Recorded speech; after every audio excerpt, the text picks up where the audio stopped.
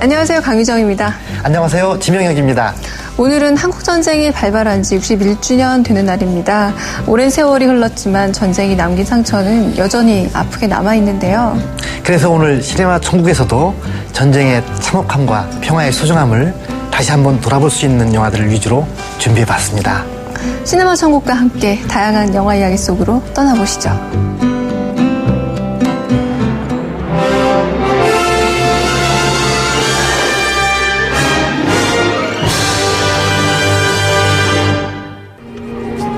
모래폭풍이 광활한 대지를 휘감고 있는 아프리카의 난민 캠프. 덴마크에서 온 의사 안톤. 그는 이곳에서 의료봉사를 하고 있습니다. 캠프로 배가 갈라진 임산부가 실려옵니다. I hear that this big man takes bets with his boys as to what sex the child will be. Then he cuts the girls open to see. 그렇습니다. 이곳 사람들을 괴롭히는 건 기아와 질병뿐만이 아닙니다. 사람이 행하는 폭력이 더욱 이들의 삶을 위태롭게 하는 것이죠. 덴마크에 있는 안톤의 아들 엘리아스. 학교에서 집단 따돌림을 당하는 엘리아스 역시 이유 없는 폭력으로 인해 고통을 당하고 있습니다. 복수와 용서, 그 영원한 딜레마에 대해 질문을 던지는 작품. 2011년 골든글러브와 아카데미 외국어 영화상을 석권한 화제작 이너 베러 월드를 만나봅니다. 오늘 소개해드릴 영화 이너 베러 월드는 덴마크 최고의 흥행 감독으로 알려진 수잔 비에르 감독의 작품입니다. 그녀는 이미 2006년 애프터 웨딩이라는 작품으로 아카데미에 노미네이트 된 적은 있었죠. 올해 골든글러브와 아카데미를 모두 석권하면서 그 결실을 맺게 되었습니다. 이 영화는 가난하고 낙후된 땅 아프리카와 복지국가로 알려진 선진국 덴마크를 오가면서 이야기가 전개되는데요. 가난한 나라건 부자 나라건 간에 인간이 살고 있는 곳이면 어디에나 이 폭력성의 문제는 문제가 되는 것 같습니다. 어떤 이야기가 펼쳐질지 영화 속으로 함께 가보시죠. Christian har boet i mange forskellige lande og lige flyttet hertil fra London. 엘리아스의 반으로 한 아이가 전학을 옵니다. 런던에 살던 크리스티앙은 얼마 전 엄마를 여의고 고향인 덴마크 할머니 집으로 오게 됐는데요.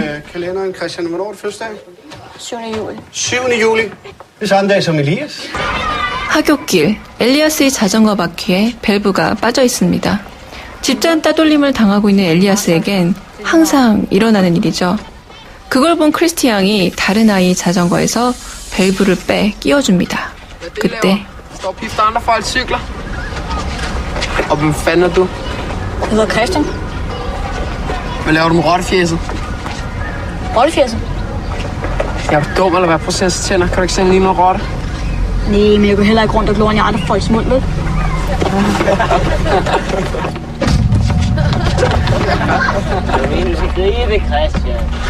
괜히 자기 때문에 크리스티앙이 당한 것 같아 마음이 쓰이는 엘리아스.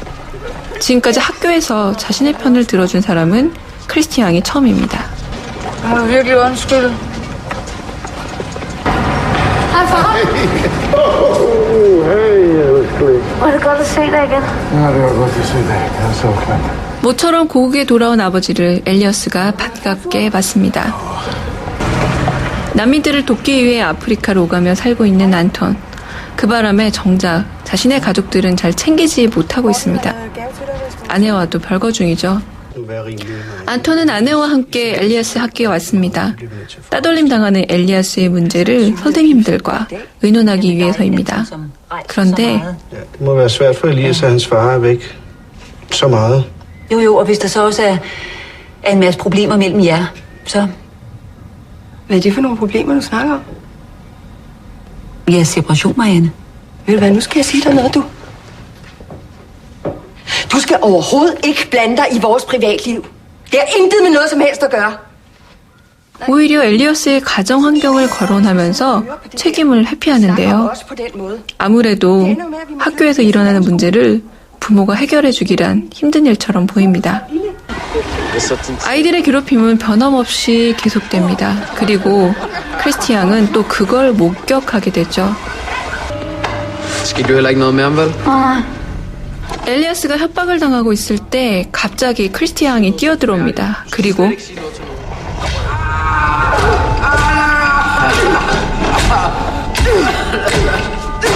Du rører mig aldrig igen! Fatter du det?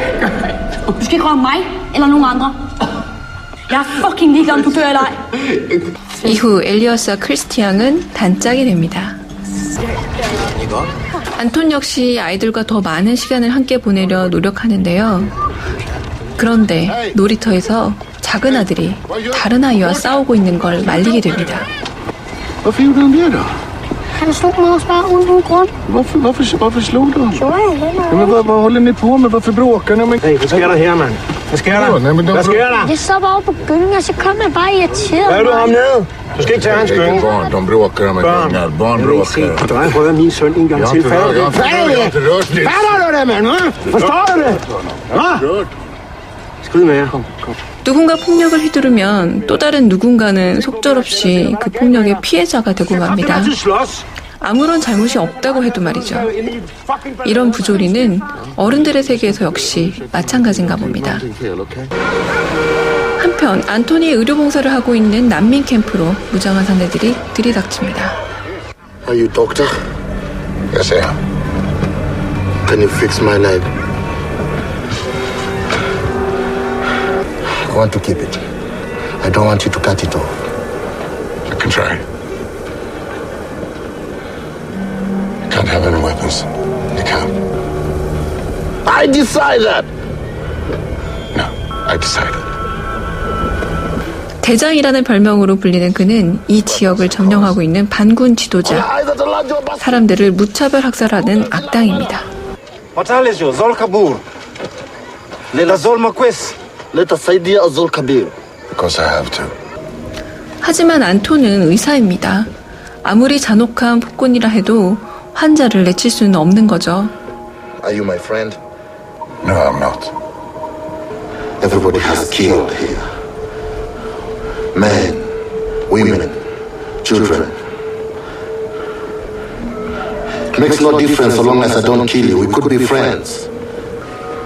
I can be a very powerful friend. Answer me! 죄책감, 아니 한 줌의 양심조차 없어 보이는 그는 정말 철저한 악당입니다. 치료해서 내보내면 다시금 대장은 이 선량하고 힘없는 사람들의 삶을 파괴시킬 겁니다. 평화주의자인 안토는 이 딜레마를 어떻게 극복해 나갈까요? 평화에 대한 신념을 지키는 것만으로 이들을 구원할 수 있을까요? 이 작품에 등장하는 소년들의 행동은 사적 복수라는 행위에 대해서 생각하게 하는데요. 누구나 한 번쯤 느끼는 일입니다. 법이 모든 걸 해결해 주지는 못하죠. 그래서 법보다 주먹이라는 말도 생긴 것 같습니다. 이 영화에서도 자신을 괴롭히던 아이에게 폭력으로 응수를 하니까요. 괴롭힘이 멈추는 것을 볼 수 있는데요. 그렇다면 과연 사적 복수야말로 진정한 해결책이 될 수 있을까요? 이 작품은 아프리카, 덴마크, 그리고 아이들의 세계와 어른들의 세계를 오가며 폭력과 평화, 그리고 사적 복수에 대한 질문을 던지고 있습니다. 우선 먼저 덴마크로 가보죠.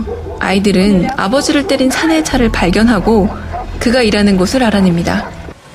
Jeg ved, hvor han der er slog, der arbejder. Jeg ved til det. Det ved jeg bare. Han arbejder der. Jo. 엘리어스는 아버지에게 주소를 알려주며 그를 찾아가 혼내주자고 하는데요. 안토는 아이들을 데리고 사내가 일하는 정비소로 찾아옵니다. 그는 정말 아이의 말처럼 사내를 혼내주러 온 걸까요? Vill du gärna ha jag slår igen? Vad är Lars? Du är en jävla idiot som får någon märklig form av tillfredsställelse genom att tro att du har makt över folk. Det har du inte. Nu upp, Lars! Ingen fara, pojken. Vad är det du vill? Va? Vad jag vill? Jag tror att jag är här för att jag vill visa de här barnen att jag inte är rädd för dig. Och du kan inte göra mig illa. 폭력의 어리석음과 평화의 중요성을 보여주려고 하는 안톤. 하지만 평화를 지키는 사람은 결국 피해자가 되는 상황이 그다지 정의로워 보이지는 않습니다.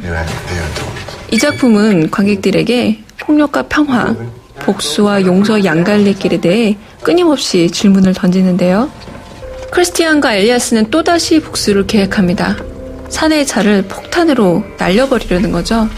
아이들은 진정한 평화는 악당을 응징할 때만 찾아온다고 생각합니다. 그러면 아프리카로 가보죠. 또다시 칼에 난도질 당한 환자가 실려옵니다. 게다가 이번엔 어린아이네요. 안톤은 혼신의 힘을 다해 살리려 애쓰지만 결국 아이는 죽고 맙니다. 그때 She'll pussy big knife. Are you done with her? Maybe Omar can have her. Omar likes things that don't move. 이번에도 그의 부하가 아이를 죽이고 강간한 겁니다. 평화주의자인 안톤의 인내심도 그만 바닥이 납니다. 그리고 그도 사적 복수를 실행합니다.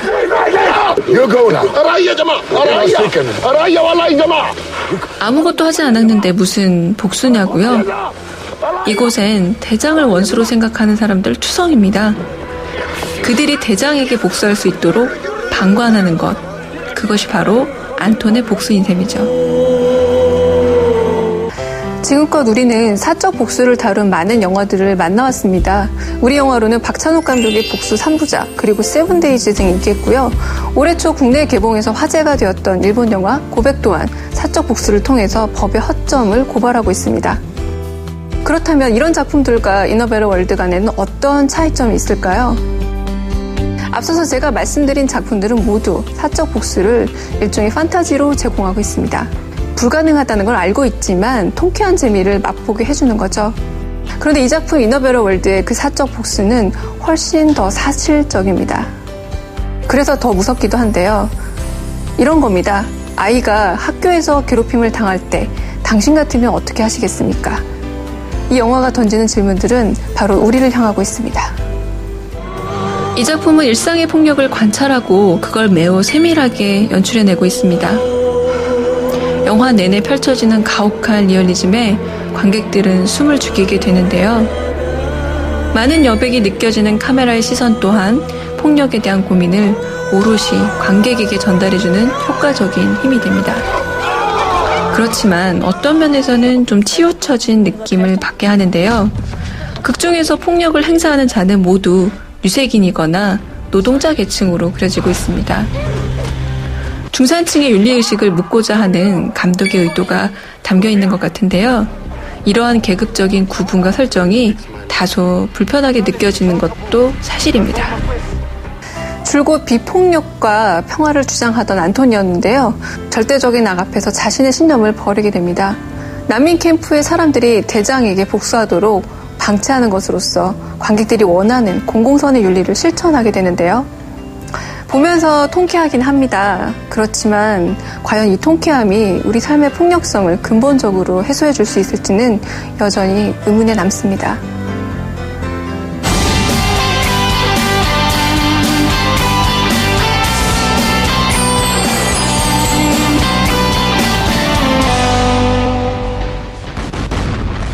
때는 제2차 세계대전. 일본의 요새 이오지마에 상륙한 미군 해병은 수라바치 산 정상에 성조기를 꽂는다. 이 순간을 담은 사진은 모든 일간지의 일면을 장식하고 Over 200 dailies and they're all flooded with requests for prints. I think we might have found it. 정부는 이러한 분위기를 이용해 사진 속 생존 병사들에게 전쟁 기금 모금에 나서게 하는데 The real heroes are dead on that island. We'd appreciate it if you bought bonds in honor of them. Thank you. 기금 마련을 위해 전국을 순회하며 영웅 대접을 받는 세 사람. I can't take them calling me a hero. All I did was try not to get shot. 그러나 이들은 사실과 다르게 흐르는 상황에 자책과 혼란을 겪게 되는데 오늘 영화로 보는 심리학에서 만나볼 영화는 클린트 이스트우드 감독의 아버지의 깃발입니다.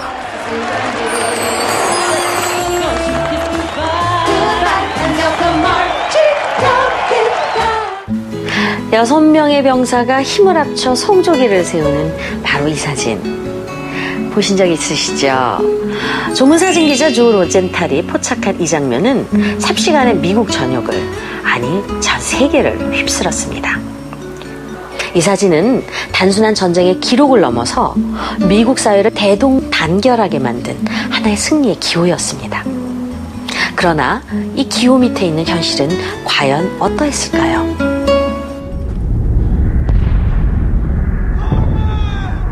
정신없이 전쟁터를 헤매는 닭. 자신을 애타게 부르는 목소리가 계속되지만 아무리 주위를 둘러봐도 그를 찾을 수가 없습니다. 도무지 끝나지 않을 것 같은 이 순간. 닭은 평생을 반복해온 이 악몽에서 또 한 번 깨어납니다. 이는 전쟁에서 경험한 처참한 기억을 간직하고 있기 때문인데요. 영화는 전형적인 플래시백 기법을 사용해 전쟁은 끝났지만 여전히 전쟁터의 한가운데 있는 닭의 내면을 그리고 있습니다. 이오지마에 상륙하기 전날 밤 전투를 앞두고 신경이 극도로 곤두선 이기는 불안감을 해소하기 위해 애씁니다. Sharpening knife? Sharpened it 3 times already. Then I better make sure I didn't nick it. 가뜩이나 예민해진 병사들은 이기를 귀찮아하지만 오직 낭만은 자신의 칼을 건네죠.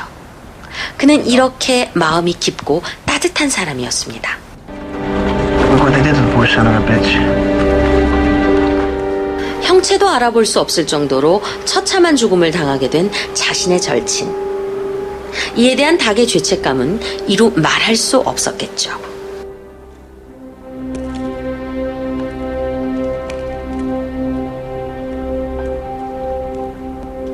분명 그는 내가 이 길을 떠나지 않았더라면, 내가 금방 돌아왔더라면 하고 되뇌었을 것입니다. 소중한 전우들을 바로 눈앞에서 잃어야 했던 닭.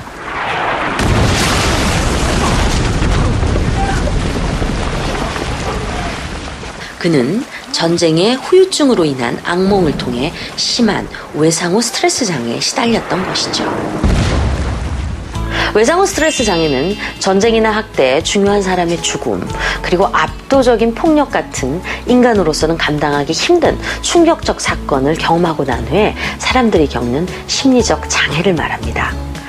그 주요 증상 중 하나가요, 심리적 외상의 반복 경험인데요. 깨어있는 동안은 플래시백의 형태로, 그리고 잠들어 있는 동안에는 악몽의 형태로 이 외상적 사건을 반복 경험하게 됩니다. 영화 아버지의 깃발을 연출한 클린트 이스트우드 감독은 이해할 수 없고 부조리한 전쟁의 참상 속에서 주인공들이 스스로를 어떻게 방어했는지 정교하게 추적해 나아갑니다. 전쟁에 참여하지 못했던 미국 국민들은 영웅을 만들어내는 방식으로 위안을 얻습니다.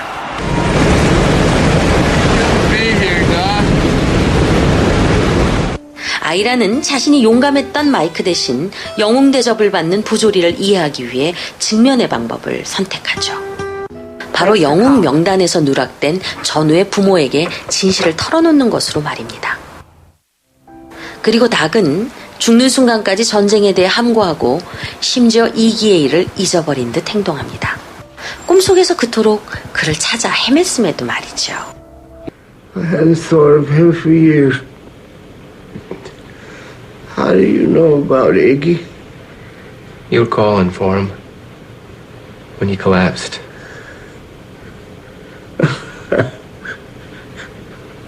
I wasn't looking for Iggy. I was looking for you. Can I hit this guy? Hey, you know what? I don't give a shit. You're in the picture, you raised the flag. That's the story we're selling, boys. Are you deaf? 진실을 담은 첫 번째 성조기 사진은 찬밥 신세가 되어버립니다. 새 영웅들은 종이로 만든 가짜산에 오르는가 싶더니 어느새 이오지마 섬의 수라바치산을 오르고 있죠. 씁쓸한 생지옥을 경험했던 병사들의 모습은 달콤함에 그친 아이스크림으로 둔갑해 있습니다. 영화는 이러한 부조리하고 아이러니한 상황을 반복적으로 등장시키죠. 이는 가짜가 진짜를 대체하는 힘센 기표로 이루어진 이 세 개의 모습과도 닮아 있습니다. 영화의 마지막, 아버지 임종을 지키던 닭의 아들은 이렇게 생각을 정리하죠. Heroes are something we create, something we need. It's a way for us to understand what is almost incomprehensible. How people could sacrifice so much for us. 누구든 진실을 직면하는 일은 힘든 일입니다. 그리고 인간이 만들어낸 힘센 기표의 영향에서 벗어나는 것도요. 영화 속에 반복적으로 등장하는 사진과 사진 찍는 행위는요. 결국 객관적으로 보이는 사실조차도 그 이면엔 얼마나 많은 왜곡이 깃들어 있는지 상징적으로 보여주고 있죠. 멋진 깃발의 이면에 도사린 기호. 여러분이라면 이 깃발의 이면에 도사린 진실을 어떻게 찍어내시겠습니까?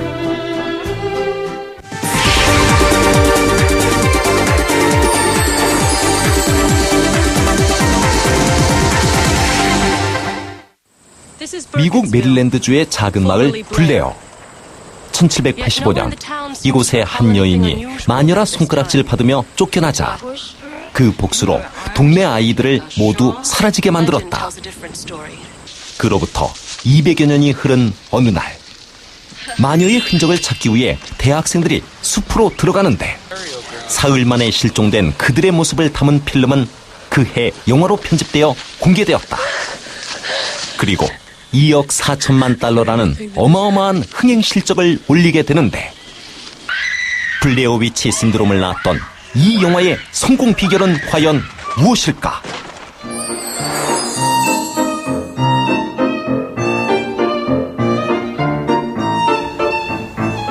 이 영화는 기네스북에까지 올라가 있다고요?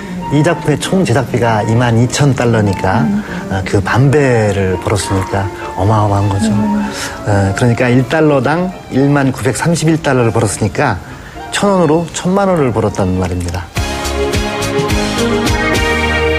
아무도 예상 못했어요. 그죠? 네, 못했었고 심지어는 썬댄스 영화제에서 영화를 보다가 그 나름 썬댄스 영화제 관객들은 수준이 높은데도 불구하고 관객들이 좀 나갔다라고까지 하더라고요. 그래서 배급사가 없기 때문에 영화 못 보는 거 아닌가라는 그런 말까지 있었는데 아티산이라는 소규모 배급사에서 110만 달러에 이 영화를 사갔다고 하더라고요. 처음에는 사실 내용도 그렇고 또 나름대로도 그렇고 정확하게 이를 데 없습니다. 히치콕 감독의 영화들이 어떻게 하면 지극히 상업적인 영화도 그 훌륭한 예술 영화가 될 수 있는지에 대해서 멋진 예를 들었다고 한다면 이 영화는 그 반대 지점에 서 있는 거죠. 어떻게 하면 돈을 안 들이고도 돈을 흥행에 성공할 수 있는지를 알려준 그런 작품이었다고 볼 수 있습니다. 그러니까요. 글쎄 그 촬영 기간이 8일? 겨우 8일밖에 안 되고 그리고 촬영 스태프들도 없이 전부 배우들이 다 촬영을 했다라고 하더라고요. 예, 그렇습니다. 오디션에서 선발된 배우 3명은 다 무명이었는데요. 출연료는 1인당 1,000달러였다고 합니다. 그 배우들한테 카메라만 한 대씩 주고 8일 동안 숲에서 서로의 모습을 찍어오라고 한 거죠. 감독이 한 일은 촬영 기간 내내 배우들에게 무서움을 조장하거나 아니면 공포심을 유발하는 그런 그 소리나 이런 것들만 계속 질러대는 거죠.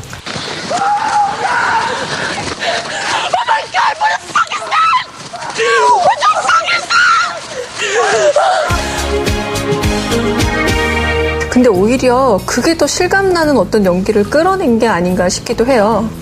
그러니까 지금은 그 페이크 다큐멘터리가, 즉 가짜 다큐멘터리가 공포의 한 그 형식으로 자리 잡았지만 그 블레어 위치 이전엔 그렇지 않았습니다. 페이크 다큐멘터리는 오슨 웰즈의 거짓의 F, 또 우디 앨런의 젤리그처럼 그 예술 영화들이 주로 선호하는 기법이었죠. 근데 이젠 페이크 다큐멘터리들과 블레어 위치가 차별성을 가지는 것은 예전엔 다큐멘터리 기법으로 찍긴 했지만 철저하게 준비된 시나리오와 콘티를 바탕으로 만들어졌다면 블레어 위치는 그렇지 않다는 점에 있습니다. 즉 시나리오조차 없이 그냥 찍었지만 기본 설정은 매우 그럴듯하게 만들어져 있다는 것이 이 영화의 특징입니다. 근데 이 블레어 위치가 없는 데잖아요. 그 사람들이 블레어 위치 어디냐라고 막 찾기까지도 했었는데, 네. 예, 주로 배경이 미국의 그 메릴랜드주의 그 버키스빌이라는 작은 마을인데요. 이 마을은 블레어라고 불린 적도 없고 마녀가 있지도 않았고 그 안에 살고 있는 그 주민들의 그 모습들 같은 거 그건 전혀 허구로 만들어진 것입니다. 배우들도 그 사실을 알고 있었는데요. 다만 8일 동안 숲속에서 자면서 벌어진 일들 그리고 밤마다 들리는 소리하고 또 이상한 움직임 같은 거 그런 걸 전혀 모르고 있었던 겁니다. 깊은 숲속에서 캠핑을 하는데 자꾸 기이한 일이 벌어지니까 공포를 느끼는 건 당연한 일이었고 그 두려움과 불안이 그 셀프 카메라에 그대로 담겨진 것이죠.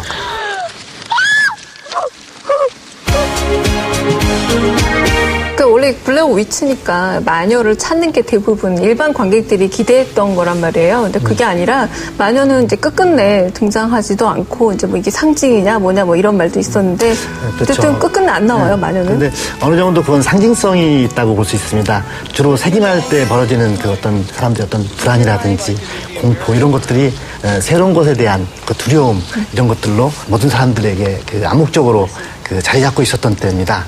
그리고 그러한 불안감은 영화 속에서 마녀라고 하는 고전적인 공포의 대상을 통해서 형상화되고 있죠.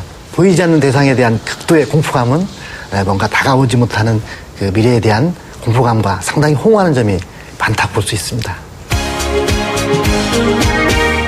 근데 엄밀히 얘기하자면요, 이 영화가 굉장히 큰 수익을 거둘 수 있었던 건 제작비가 얼마 안 든 것도 있지만 무엇보다도 홍보 비용이 거의 안 들었기 때문이 아닐까 싶어요. 감독은 마이릭과 산체스 두 사람은 플로리다 영화학교를 졸업한 무명 감독들이었는데요.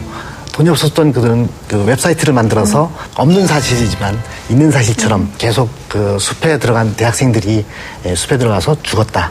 카메라에 담겨져 있는 내용은 우리가 가지고 있다. 그 내용을 언젠가는 공개하겠다. 이런 식으로 계속 위주된 신문기사도 올리고 마치 실제 있는 것처럼 수백만 명의 네티즌들에게 과연 이게 사실인지 아닌지 거기에 대한 토론을 벌이기도 했던 거죠. 이 블레어 위치가 나올 때만 해도 상당히 좀 세련된 도구가 인터넷이었는데, 그래서 저도 광고 매체였긴 했겠지만 이 블레어 위치 그 여러 동영상 중에서 뭐 실종된 대학생들과 관련된 뭐 동영상이 있다는 게 마치 비밀 누설이나 엑스파일처럼 떠돌아다녀서 좀 그런 걸 찾아다녔던 기억도 있습니다. 네. 이런 식으로 마치 실제로 벌어진 일인 양 이렇게 개봉 전 9개월 동안 인터넷으로만 마케팅을 했고 전 세계적으로 진위 논란이 불거진 이러한 그 영화가 개봉 3일째 더 타임스에서 커버 스토리로 다룰 만큼 신도림을 불러일으키게 된 겁니다. 그러니까 이 영화 이후로 페이크 다큐멘터리란 장르가 생겼다고는 할 수 있겠는데요. 워낙에 블레어 위치가 크다 보니까 각주가 늘 붙죠, 블레어 위치라는. 더 이상 블레어 위치처럼 이렇게 속임수를 쓸 수는 없지만 페이크 다큐멘터리 기법을 사용해서 더 무섭고 정교하게 만들어진 영화들이 하나의 장르처럼 자리 잡았습니다. 블레어 위치 이후 10년 만에 제작된 그 파라노멀 액티비티의 경우엔 박스 오피스 1위를 차지하면서 제작비의 7,000배를 벌었습니다. 우리 영화 중에도 작년에 개봉한 폐가 같은 작품이 있는데요. 10년 이상 그 흐른 후에도 폐가조차도 한국판 블레어 위치라고 홍보 컨셉을 잡았던 걸 보면 여전히 블레어 위치의 영향력을 짐작할 수 있습니다. 그러니까 이렇게 유명 브랜드를 달아주듯이 블레어 위치가 하나의 영화에 딱 설명해주는 표지가 되는데, 근데 저도 고성능 카메라도 있고 휴대폰도 있는데 아마 많은 분들도 이제는 이렇게 좀 도전할 수 있겠어요? 네, 그렇습니다. 네. 블레어 위치가 만들어진 90년대 말이 막 그런 홈비디오를 그 인터넷에 올려가지고 서로 공유하고 뭐 이런 문화가 형성되기 시작할 때였는데요. 그때도 전 세계적으로 수십 개의 웹사이트가 만들어져서 블레어 위치를 패러디한 작품을 올려서 화제가 된 작품들도 있습니다. 이제는 심지어 휴대폰으로도 쉽게 영화를 찍을 수 있는 시대가 되었으니까요. 네, 최고의 아이디어는요, 어쩌면 아마추어들에게서 나오는 게 아닌가 이런 생각 해보게 됩니다. 오늘의 명불허전 블레어 위치였습니다.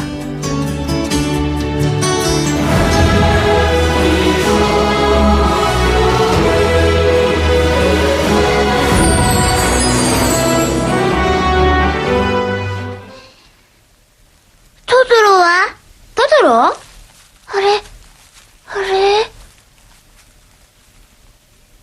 夢見てたの？トトロいたんだよ。トトロって絵本に出てたトロルのこと？うん。 어른이 되면 만날 수 없는 친구들이 많아집니다. 넘어질 때 내 손을 잡아주고 기쁠 때 같이 박수 쳐주던 그 친구들이 하나둘 보이지 않습니다. 여기 함께 놀던 친구도 마음껏 뒹굴던 뒤뜰도 없어져 버렸다고 투덜대는 어른들에게 기억을 선물하는 감독이 있습니다. 그는 그것이 사라진 것이 아니라 잊고 있는 것이고 언제나 기억해주길 기다리고 있다고 말하는데요. まだわかりませんか?大切なものがすり替わったのに. 어른들의 잃어버린 기억을 되찾아주는 이 감독이 바로 일본 최고의 애니메이션 거장 미야자키 하야오입니다. 절망으로 얼룩진 현실 속에서도 반드시 희망은 있다고 말하는 시대의 이야기꾼이자 어린이뿐만 아니라 어른들의 마음에도 동심을 심어주는 최고의 애니메이터 미야자키 하야오를 만납니다.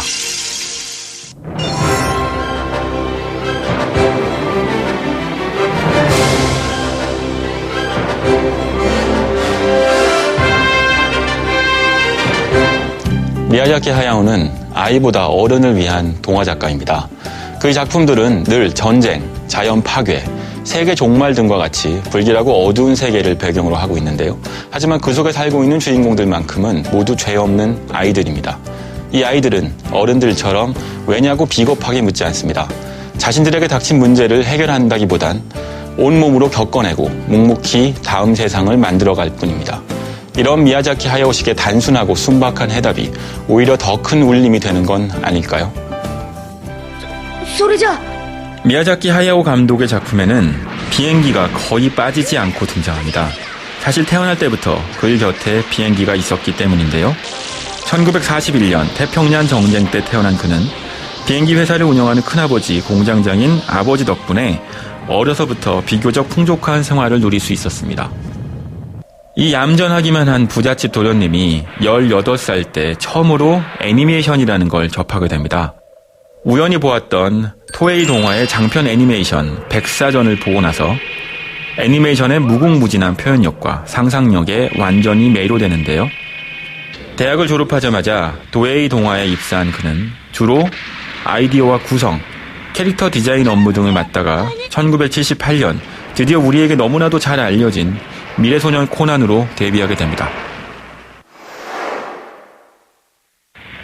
데뷔작 미래소년 코난의 배경이 3차 대전으로 인류가 몰락하던 때인 것처럼 2차 대전 무렵에 태어나 전후의 폐허 속에서 살았던 그에게 전쟁은 늘 빼놓을 수 없는 중요한 테마였습니다.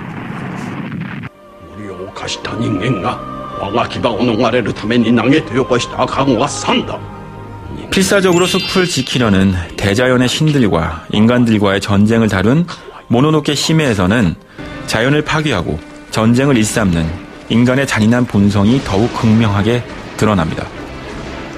일본 최고 톱스타 기무라 다쿠야의 더빙으로 화제를 모았던 하울의 움직이는 성을 보더라도 역시 2차 대전 당시 군국주의에 찌든 일본 군대가 연상되는데요. 그러나 이런 전쟁에 대한 언급이 그가 유별난 평화주의자거나 반전주의자임을 의미하는 것은 아닙니다. 이 참혹한 전쟁을 통해 그가 관객들에게 전하고 싶은 메시지는 오로지 생존 그 자체니까요. 미야자키 애니메이션의 주된 테마 가운데 하나는 분명 자연과 환경일 텐데요. 애니메이션으로는 처음으로 2002년 베를린 영화제 황금곰상을 수상한 센과 치히로의 행방불명에서는 주인공 센이 인간의 무절제한 쓰레기 투기로 오염된 하천의 신을 구하기 위해 고군분투하죠. 뿐만 아니라 벼랑 위의 포뇨에서도 세상의 모든 것이 물에 잠겨버린 건 인간으로 인해 계속 오염된 바다의 분노 때문이었습니다.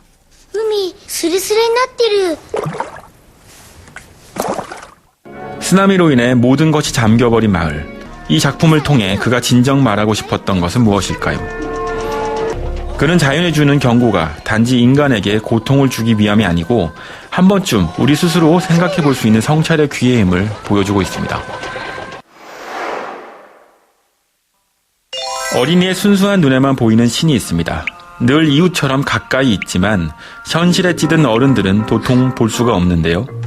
집집마다 신을 모시고 마을마다 신사가 있는 일본 특유의 토속신앙은 미야자키 감독의 다양한 캐릭터 탄생의 원천이 됩니다. 특히 센과 치히로의 행방불명에서는 800만 일본 토속신들이 출연하며 거의 박람회를 연상케 했는데요. 이 기묘하고도 다양한 신들의 이야기는 전 세계의 일본의 전통과 혼을 보여주기에 충분했죠. 아마 그것이 가능했던 이유는 미야자키 감독만의 고집 덕분이 아닌가 싶습니다. 애니메이션의 첫 번째 소비자는 언제나 어린이입니다. 미야자키 하야오 감독은 1978년 TV판 미래소년 코난을 시작으로 10수편의 걸작을 만들어냈는데요. 30여 년이라는 세월이 지나면서 그의 애니메이션을 보며 자란 어린이들도 이젠 모두 어른이 되었습니다. 이런 의미에서 미야자키 감독은 그 어떤 감독보다 인류의 미래에 큰 영향을 준 사람이 아닐까 싶습니다. 미래소녀 코난을 보면 코난이 바다 밑에 가라앉으면서 숨을 쉴 수 없게 됐을 때 여주인공 나나가 키스로 숨을 전해주는 장면이 있습니다.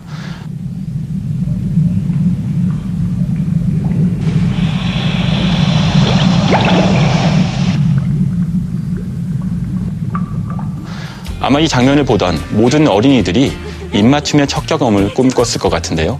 어떻게 보면 그 가슴 떨렸던 멋모를 설렘이 우리 모두에게 어른이 되는 첫 관문이 아니었나 싶습니다. 1997년 원령공주의 데이트에 이어 그는 돌연 은퇴 선언을 합니다. 애니메이션은 괴롭다라고 했을 정도라니 환갑이 다 된 그도 창작의 고통을 견디기엔 역부족이었나 봅니다.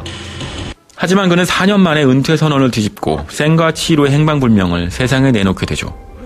그리고 이 작품으로 애니메이션 사상 처음으로 2002년 베를린 국제영화제 금곰상, 2003년 아카데미상 장편 애니메이션 작품상을 거머쥐게 됩니다. 매번 마지막이라고 하면서도 얼마 지나지 않아 또다시 만들고 싶어지는 게 업이라고 너스레를 떠는 이 노장은 현재 지브리 스튜디오를 이끌고 나갈 후배 양성에 여념이 없다고 하는데요.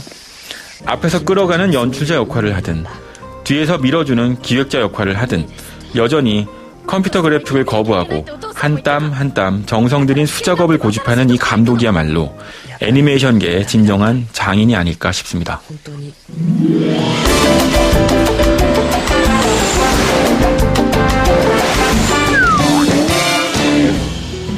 안녕하세요. 영화 풍산계 연출한 전정입니다. 반갑습니다. 김기덕 서단이 3년 만에 침묵을 깨고 돌아왔다. 기발한 소재와 신선한 캐릭터를 통해 남북 군단의 모습을 적나라하게 풍자한 영화 풍산계. 영화를 연출한 전재홍 감독과 함께한 소통의 시간. 지금부터 시작된다. 이 영화는 김기덕 감독님이 시나리오를 쓰셔서 또 초반에 화제가 됐었는데요.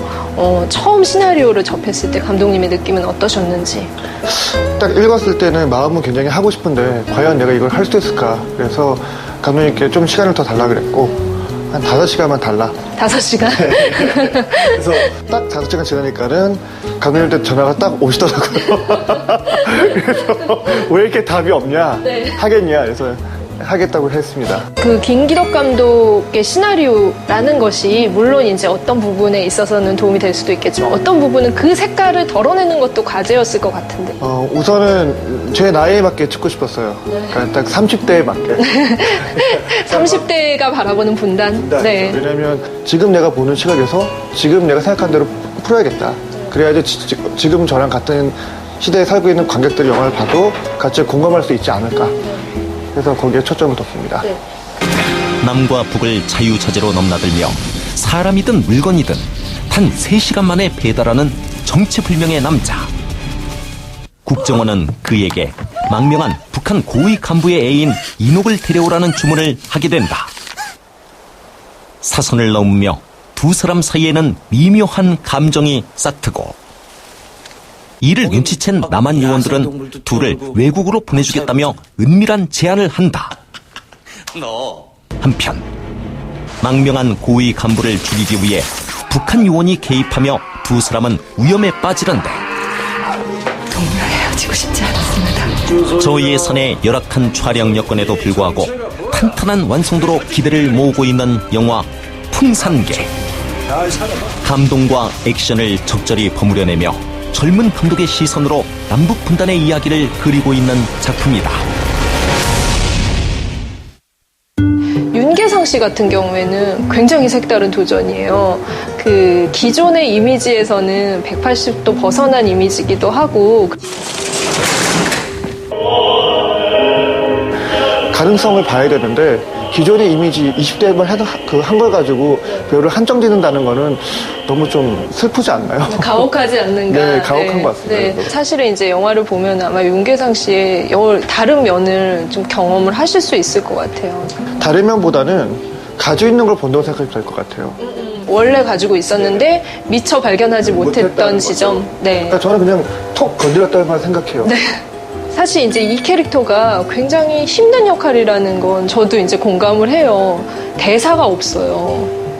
그 베일에 쌓였으면 좋겠더라고요. 그래서 아예 대사를 없앴고요. 흔히 보면은 대사가 없기 때문에 연기하기 쉽겠다 생각을 하시겠지만 네. 더욱더 어렵죠.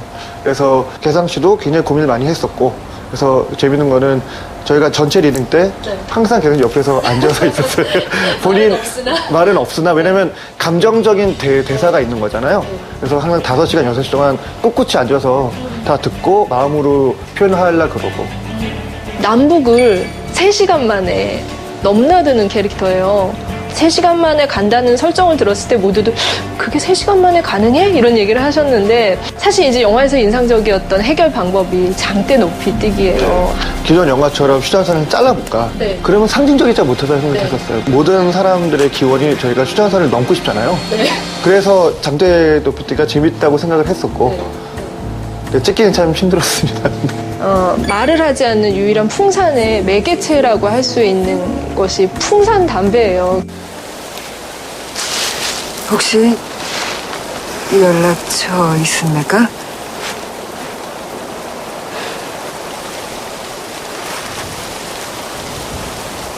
오해하지 마시라요. 나도 혹시 부탁할 거 있을까 해서리. 그 풍산 담배에서 풍산계로 연결되는 지점이 윤계상 씨가 맡은 그 미지의 남자와도 결국은 하나로 연결이 될 것 같은데요. 원래 풍산계를 생각하면은 북한계로 많이 인식이 되더라고요. 근데 풍산계 저희가 굉장히 고유의 계예요. 근데 분단이 되는 바람에 저희 쪽으로 못 넘어오는 계잖아요. 아, 걔도 그쪽에 묶여버린 거군요. 묶여버린 거죠. 네. 그래서 통일의 의미로 풍산이라는 이미지를 넣어야겠다. 네. 여보, 아직 살아있어. 휴전선을 마음대로 넘고 다 아니고, 그리고 서로 그리워하는 그 동포들의 마음을 연결시켜준다. 남북관계를 다룬 영화들이 사실 적지 않아요. 굉장히 많은데 그런 영화들과 풍산계의 차이점이 있다면 감독님이 생각하시는? 가족 간의 이별, 죽음, 슬픔이었어요. 그리고 그걸 지금 아직도 그런 상황이었고, 근데 보통 기존적인 영화를 보면은 다 해피엔딩으로 끝나요. 그러니까 지금 저희는 해피엔딩이 아니고 지금 진행사항이에요. 이거는 진짜 영적인 시선이 아닌 이제 현실 시선에서 풀어야겠다라는 게 더 컸던 것 같아요. 마지막으로 관객들에게 한 말씀 해주신다면? 전 이 영화는 어려운 영화가 아니라고 생각을 했으면 좋겠어요. 그냥 재밌게 보시고, 근데 영화 끝난 다음에 분단에 대해서 한 번 더 생각해 볼 수 있는 영화, 그리고 그 윤계상 씨의 변신된 모습, 새로운 모습, 그 규리 씨의 새로운 모습을 기대해도 좋은 영화라 생각합니다.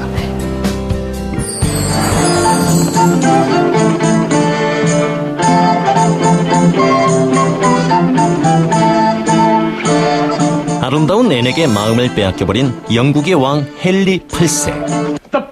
교황청의 반대를 무릅쓰고 왕비와 이혼을 감행하며 앤과 결혼까지 하지만 앤이 왕위를 계승할 아들을 낳지 못하자 헨리 8세는 이에 실망해 새로운 왕비를 드릴 것을 결심하고 엘리자베스 공주를 왕위 계승자로 요구하는 앤을 처치하기 위한 계략을 짜는데 아들을 원하는 호색한 왕 헨리 8세와 아들을 낳지 못한 왕비 앤 볼리의 사랑과 암투를 그린 영화 천일의 앤. 여름이 다가오니 초특급 블록버스터들이 극장을 온통 점령하고 있는데요. 예술영화를 좋아하시는 관객들은 오히려 좀 불만일 수 있겠습니다. 그런 분들을 위해 좋은 정보 한 가지 드리겠습니다. 다음 주부터 파수꾼이나 무산일기 같은 올해 개봉한 영화 중에서 한국 예술영화들을 다시 볼 수 있는 특별전이 마련된다고 합니다. 한국 영화를 사랑하는 분들께는 매우 좋은 기회가 될 것 같네요. 꼭 보고 싶으셨는데 놓친 영화가 있다면 이번에 놓치지 마시길 바랍니다. 오늘 준비한 시네마 천국 여기까지고요. 저희는 다음 주 이 시간에 찾아오겠습니다. 감사합니다.